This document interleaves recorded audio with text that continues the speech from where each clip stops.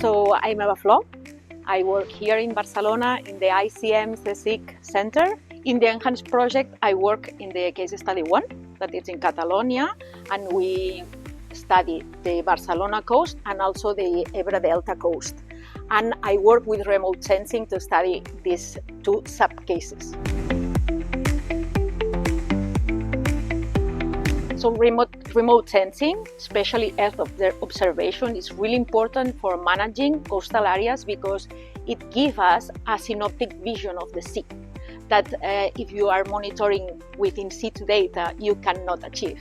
So you have a visual of all the sea at the same time if the satellite can see the sea, because if you have clouds, you cannot see. In ENHANCE, we use Sentinel-2 images, that there are 3 satellites, A, B, and C, and we have images of color of the sea at 10 meters resolution. So this is really important because it gives us all the information we need to study the coastal areas in the Mediterranean Sea. The main variable I study is chlorophyll. Chlorophyll is a proxy of phytoplanktonic biomass, and it's the variable that is used worldwide to assess eutrophication. That it's a process that implies several different scenarios, from really healthy environment to really worst environment. And I specialized in retrieve from images of ocean color this concentration of chlorophyll in coastal waters, but also with the same images, but with different algorithms, different processes, we can also retrieve turbidity.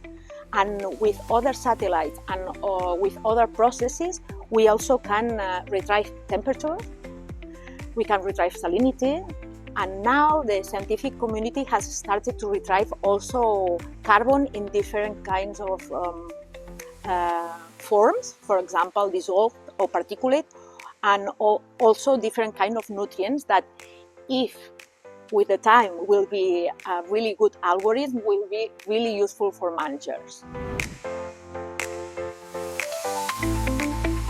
ENHANCE Toolkit will be, at least from my point of view and from my scientific career that have been always involved with the main water directive, European directive, the Water Framework Directive and the Marine Strategy Framework Directive, this tool will be key for them, because they will have information about the environment firsthand.